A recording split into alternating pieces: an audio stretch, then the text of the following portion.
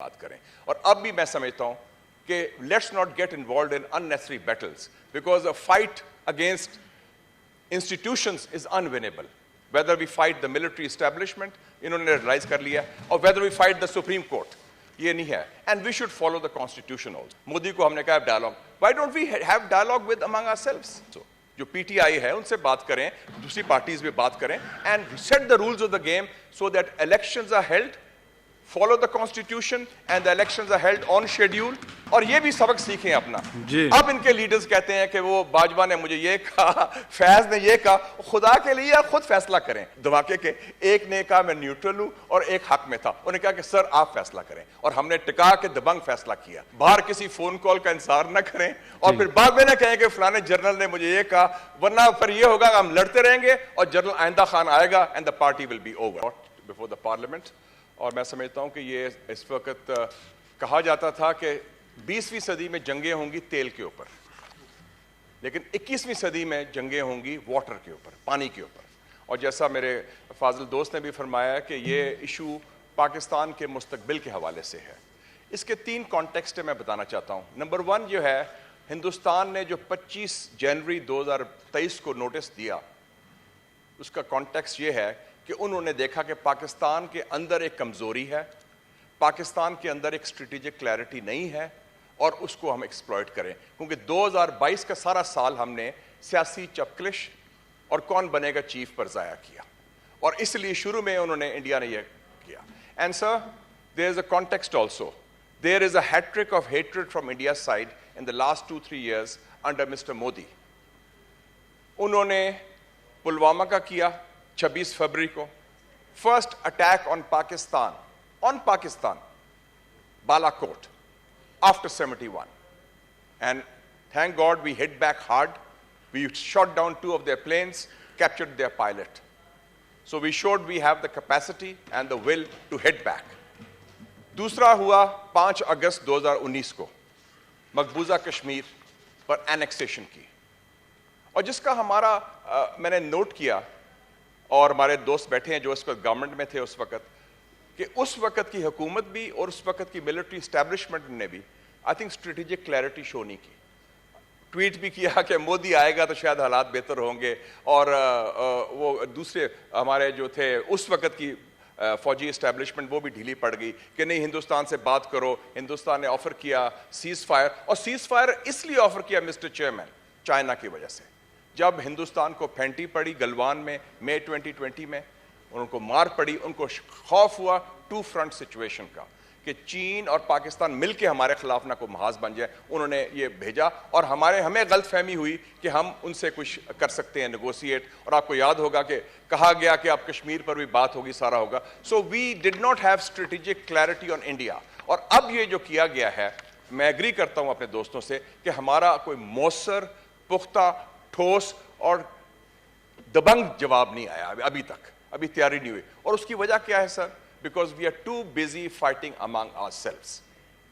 And I think this is a very serious issue. अगर हमने हिंदुस्तान का काउंटर करना है, और हिंदुस्तान अकेला नहीं है, हिंदुस्तान के पीछे अमेरिका भी है. They are also giving this. They want India to become the so-called power to counter China. तो उस हवाले से मैं समझता हूं कि 2-3 स्टेप्स हमें खुद लेने पड़ेंगे. पाकिस्तान के अंदर the most important thing is national unity. अभी last week मैं Mr. Chairman चाइना से आया हूँ, and I went to China after 3 years. Covid का इशू था.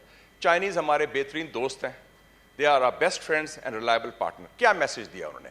उन्होंने कहा कि आप देखें जो हालात हैं, जितनी भी सियासी कुव्वतें हैं, अपनी जाती ग्रोही सियासी वाबस्तगियों से बालातर होकर पाकिस्तान के मफाद और पाकिस्तान के अवाम के मफाद की बात करें. और अब भी मैं समझता हूँ कि let's not get involved in unnecessary battles because a fight against institutions is unwinnable.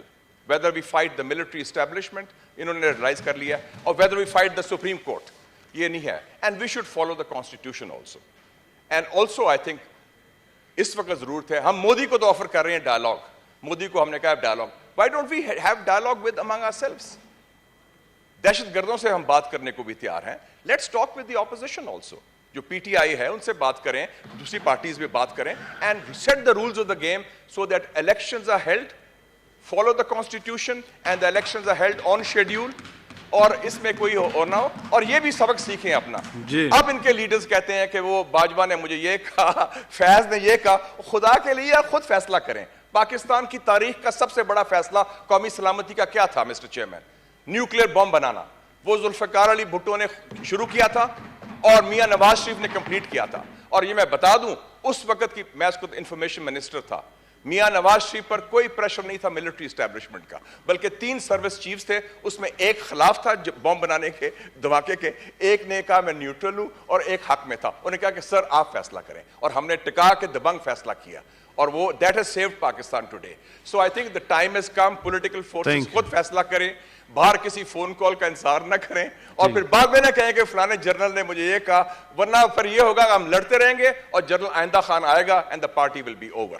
So to counter India, we must unite and we must seek a better future for Pakistan and its people, and we should avoid any confrontation either with the Supreme Court or with the military establishment. یہ فوج سے لڑ رہے ہیں, ہم supreme court سے لڑ رہے ہیں, یہ دونوں لڑائیاں بند کریں, آپس میں بیٹھ کے rules of the game set کریں and have elections according to the constitution. Thank you, Mr. Chairman.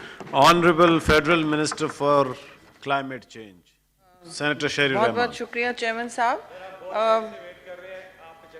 تشریف رکھیں جی, یہ ایجنڈے پہ چل رہے ہیں, آپ ایجنڈا دیکھ لیں. فیصل صاحب پہلے تشریف رکھیں جناب.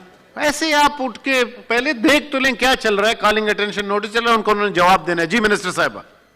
جی بہت بہت شکریہ چیئرمین صاحب. یہ 3 ہمارے فاضل ممبران نے بہت اہم ایشوز اٹھائے ہیں. ایک ہی اہم ایشو ہے, کچھ ڈائگریشن ہوا ہے, لیکن بیسکلی لیڈر آف اپوزیشن نے جو بات کی وہ بیسکلی یہی ہے کہ انڈس واٹر ٹریٹی کے حوالے سے یہ ایک تشویشناک خط کی وصولی پاکستان 25 جنوری کو ہوئی ہے. اور میں اس لیے ان سے اگری کر رہی ہوں کہ تشویشناک اس لیے ہے کہ پہلے کبھی ایسا خط نہیں آیا اس سنتاس معاہدے کے حوالے سے. بہت ساری اس میں ڈسپیوٹس ہوئی ہیں اور جگہ بھی ملی ہے آربٹریشن کی, لیکن پہلے کبھی اس طرح کا مبہم خط نہیں آیا. اور مبہم بھی میں اس لیے کہہ رہی ہوں کیونکہ ایسا نہیں ہے جی, پہلے تو میں یہ بتاتی چلوں کہ ایسا نہیں ہے کہ کسی نے ایکشن نہیں لیا ہے. 25 تاریخ کو یہ آیا ہے جنوری کو, فوری طور پر پرائم منسٹر کو بتا دیا گیا ہے, ان کو بریفنگ ہوئی ہے, سارے متعلقہ اداروں نے اس پر اپنا اپنا کام شروع کیا ہے. اور جس وجہ سے ابھی تک آپ نے اس پر ایک جنگ نہیں دیکھی ہے اخبارات میں, وہ شاید اس لیے ہے کہ دیکھیے اس کے جو کانٹینٹس ہیں, اس کا جو متن ہے تھوڑا سا عجیب و غریب, اور ظاہر ہے دانستہ طور پہ ہوگا, ڈیلیبریٹلی ہوگا, ویگ ہے, مبہم ابہام ہے, کیونکہ کانٹینٹس نہیں کہتے کہ کس طرح انہوں نے ایک الزام سا لگایا ہے ویگ سا کہ پاکستان نے کہیں نہ کہیں انڈس سنتاس معاہدے کی خلاف ورزی کی ہے. جیسے آپ نے کہا لیڈر آف اپوزیشن, یہ ایسی ایک ٹریٹی ہے جس نے ہر جنگ کو سروائیو کیا ہے اور اس نے اپنا ایک کردار ادا کیا ہے آبی ذخائر کو مینیج کرنے کے لیے دونوں ممالک کے درمیان. لیکن جو ایک فاضل ممبر نے کہا کہ 50-50 ہوا ہے, ایسا نہیں ہے. میں یہاں نہیں کہنا چاہتی, آپ ذرا اسٹڈی کر لیں کس کو کیا ملا اور کتنے کیوسیکس کس ملک کو ملتے ہیں.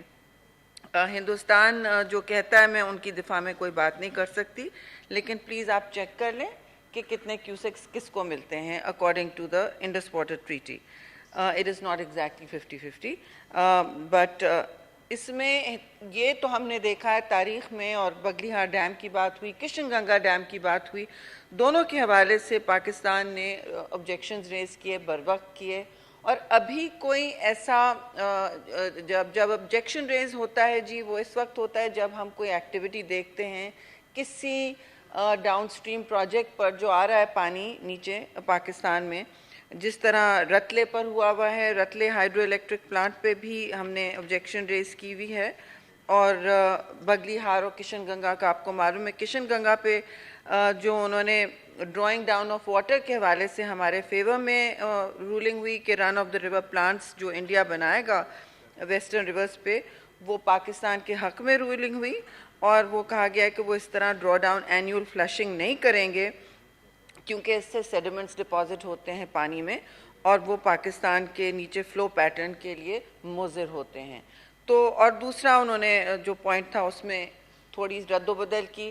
تو پاکستان نے بر وقت کام کیا ہے اس پہ. اب رتلے ہائیڈرو الیکٹرک پلانٹ بھی اس وقت پاکستان نے آبجیکٹ کیا ہے.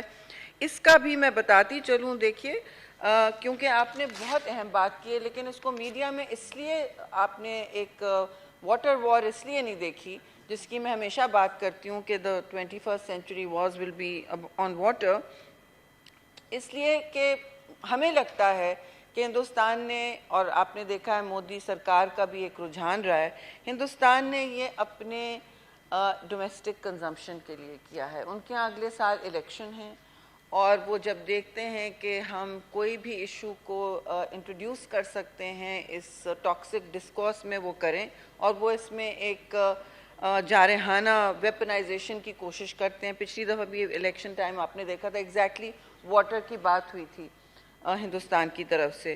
اس کا کچھ ہو نہیں سکا, اور میں ایک ری ایشورنس دینا چاہتی ہوں اس ہاؤس کو جی, کہ پینک اس خط کے حوالے سے نہیں ہونا چاہیے. وہ اس لیے کہ ہندوستان کچھ اس میں کر نہیں سکتا جی اس لیٹر کے حوالے سے. ویسے تو پھر بہت ساری باتیں ہو سکتی ہیں. میں اس لیٹر کے حوالے سے اور انڈس واٹر ٹریٹی کے حوالے سے بات کروں گی. ایک تو دونوں فریق جب تک اگری نہیں کریں